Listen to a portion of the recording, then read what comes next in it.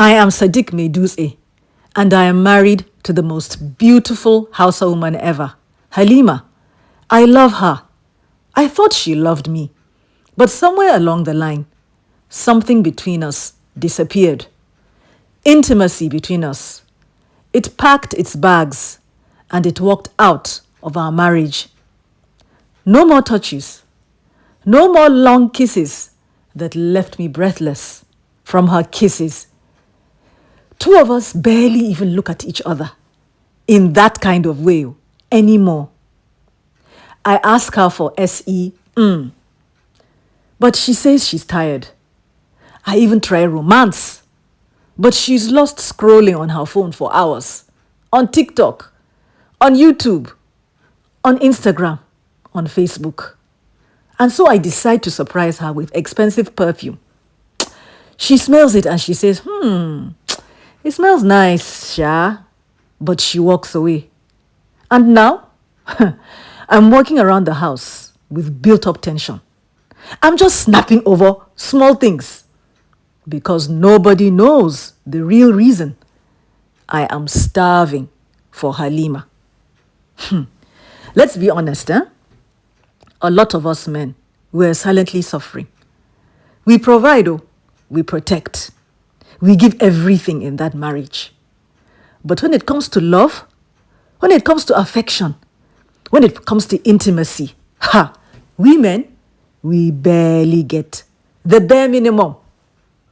And because the world says, well, a real man doesn't complain, we bottle it up and we die slowly inside. Or, some of us men, we start looking for it elsewhere. But see, here's the truth. Is not just pleasure. It is connection to us. It is being wanted. It is being seen. And when that is gone, everything else begins to fall apart. I don't know whether that's the same for women. So let's talk. When did the distance between me, Sadiq, and Halima start? Was it resentment? Was it stress? Because of work? Was it because we were both bored? And to those women out there, I really want to hear from you. Why does the romance fade? Why does the stop? What do you wish your man understood? Because this silence from you women, it is killing us. But my other female colleague at work, let us call her Mariam. She told me that both men and women are suffering in lack of intimacy in marriage. And she also told me that the shocking truth is that over 80% of broken marriages, it traces back to this one silent killer. It is not money, she said. Mariam said it is not even your in-laws. Mariam said it's not even cheating. It is that intimacy between me and Halima that has faded away. Fading away? But I remember those days when we were a cute couple in bed, our backs. When our backs turned to each other, or rather away from each other. In those days, our backs were facing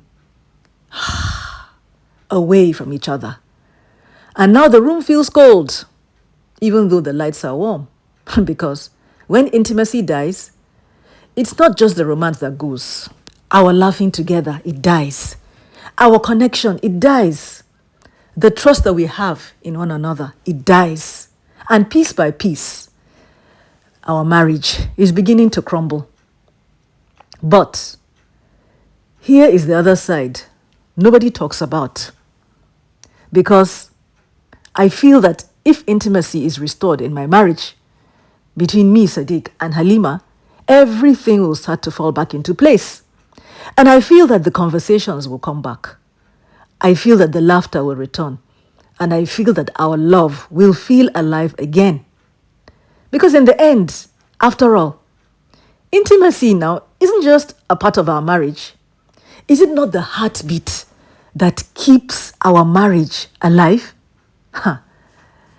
The truth is, a man like me, I love Halima.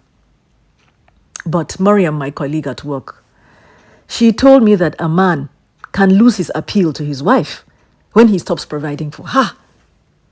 And no, she said, provision isn't about being a billionaire.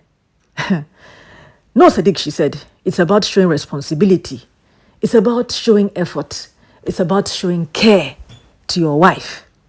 Because Mariam said, even if a man isn't the most handsome in the room, if he's willing to provide for his family, for his wife, for his children, it can actually make him irresistible. But a couple still in my office, they're arguing. They said that what? See, Sadiq, many relationships don't fall apart because love is gone. They crumble because communication is broken. And that's because, they said, some men don't know how to express themselves. Other men, they just don't listen, Joe.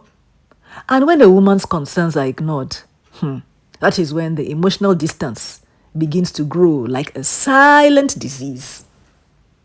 But, you know something?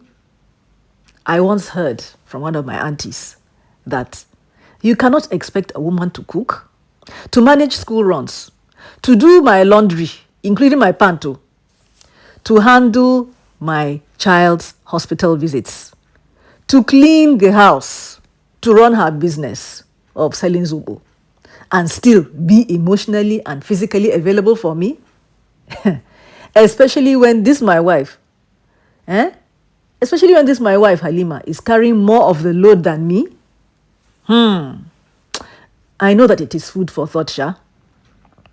And I also realized that when a man doesn't show appreciation, when I never ask her how she manages it all, resentment on her own part will start to build. And it's even worse if there's a clash of interests and maybe Halima is always the one sacrificing. Kai, is it not exhausting? And my father once said, there's something people underestimate. Public display of affection matters. Yes, it matters. But I can't try that too, because I feel so ashamed if I display affection in public. I can't open the car door for her. I can't hold her hand in public. Putting her first in public, I beg. Those small things, Joe, that make her feel seen, make her feel valued, make her feel loved. I know if you do amo, I beg. Hey, but is that one neglect to my wife, Halima? Is it imbalance? Do I really have poor communication with her? Do I really show lack of appreciation for all that she does for me and our child, our children? Really, does all of this really lead to her frustration? Even frustration in the bedroom? Is that why she's acting the way she is? Anyway, I watched a documentary yesterday on romance and on improving relationships. And it says that, look, intimacy that you're looking for, Sadiq, this intimacy that you're looking for, it thrives when you nurture the love between you and your wife. Where the effort is mutual and where respect is shown every single day, not just once in a while. Because in the end, my marriage will not just die from a single blow. It dies from all the little things that I did not do. Is it only women that need to be treated with love? I beg, Joe, men also need to be treated with love. I know that we said that give women opportunities to shine and show their femininity by being romantic, by loving, by gifting. And then you'll see wonders. I'm not that kind of man. But I remember that they said that, anyway, I'll see you again in the next episode and we'll continue from where we left off. Okay?